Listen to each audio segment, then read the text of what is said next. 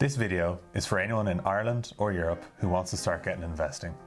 We're going to run through the simple things like choosing a broker, researching and analysing companies, and understanding taxes. In the interest of time, we're going to assume that you've cleared all your high interest debt and that you have some kind of emergency fund set up. But once you do have those things ticked off your list, you're ready to go.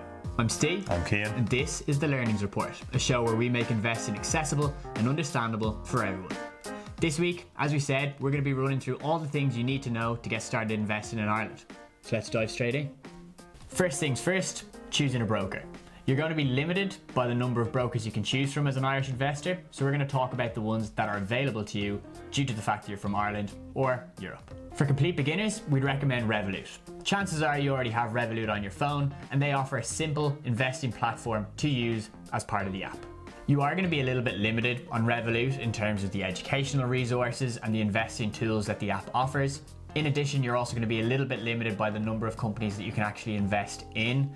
Although Revolut does have US listed companies on their platform, they don't have all of them. So you might find that as you research your companies that they're not there available on the platform, but it's a great place to start. For the more novice investor who's looking for a little bit more detail or perhaps analysis tools, we'd recommend looking at Degiro, which is based in the Netherlands but is accessible to Irish investors. Or you can also look at using eToro, which again is available to Irish investors. Finally, for the more advanced investor, you might want to look at a platform such as Interactive Brokers. Yes, Interactive Brokers does charge a monthly fee, but you do get your money's worth for this.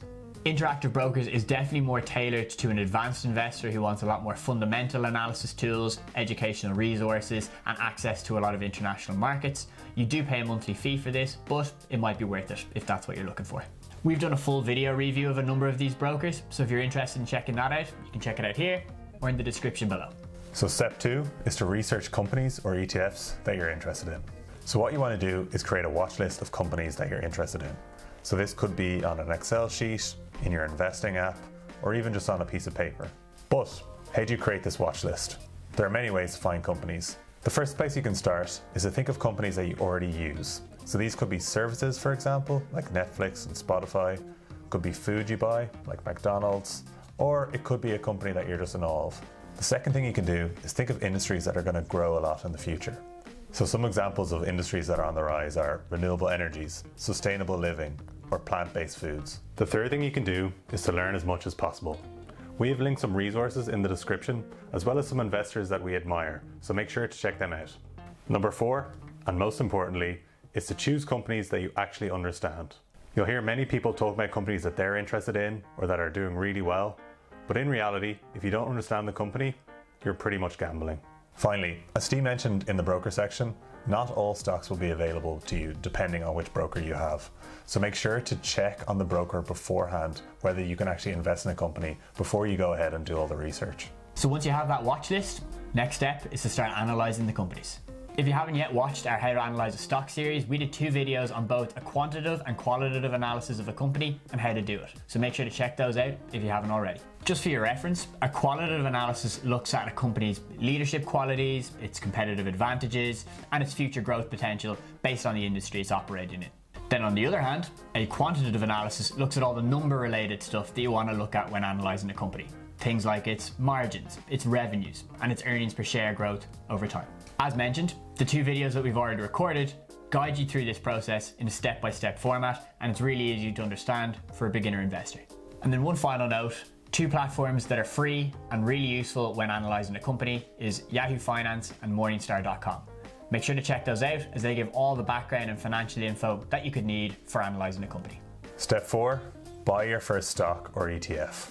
The biggest mistake most investors make is that they don't even start. Remember, time in the market is greater than the amount of money you have to invest. It's probably best to just accept that you're going to make mistakes along the way. If you are worried, you can start small and invest in a company that you truly understand, and then learn as you go. But what's a small amount of money? Well, it's completely personal. €10 to me could be €100 to someone else, could be €1,000 to someone else. So it really depends on your own personal circumstances. So again, don't worry about how much money you have. Start with whatever you can and add to it gradually as you can. So for example, if you wanted to play it safe, you could simply buy an ETF that tracks the market. What is an ETF? Let's ask Steve. So an ETF, or an exchange traded fund, is kind of like a stock, But instead of investing in just one company, you're actually investing in a basket or a collection of companies in different industries. For example, you could invest in an ETF that tracks a certain industry or a certain index. One very famous ETF is an ETF that tracks the S&P 500, which is the 500 biggest companies in the US. By buying a piece of an ETF that tracks, say, the S&P 500, you are buying a small portion of every company that features in the S&P 500. This offers instant diversification, and it's a form of passive investing because you don't need to do any research whatsoever. It just invests in all 500 companies without you needing to worry about it. Couldn't have said it better myself, Steve. The unfortunate thing about ETFs is that due to recent EU regulations, however, you cannot buy ETFs that are domiciled in the US. All that means is that certain ETFs that you may have come across are not available to Irish investors. Or if you wanted to go straight in and buy stocks and companies, you could start with some companies that you already know and really like already. So, for example, you could be a subscriber to Amazon Prime and can't live without it. Or you could binge watch Netflix every single weekend. Or you want to go to McDonald's every morning for a breakfast sambo. Regardless, they're three companies that you already know and use yourself personally and give them your money. So, if you're looking for companies to invest, they could be a great place to start. Couldn't have said it better myself, Steve. As we said earlier, if you spend your money consistently there, chances are it's an example of a good quality company. And then step 5, probably the least fun part of investing, is figuring out your taxes. Pretending you didn't realise you had to pay taxes is not going to be a valid excuse when the tax office comes calling. We're not going to go into too much detail on capital gains tax in Ireland in this video because we have a video on it already, which you can check out here. But for the more important stuff that you just need to know at a high level, Cian, give us the rundown. Number 1, capital gains tax in Ireland is 33% at the moment. Number 2, if you buy and sell stocks or crypto, you have to pay and file a CGT return.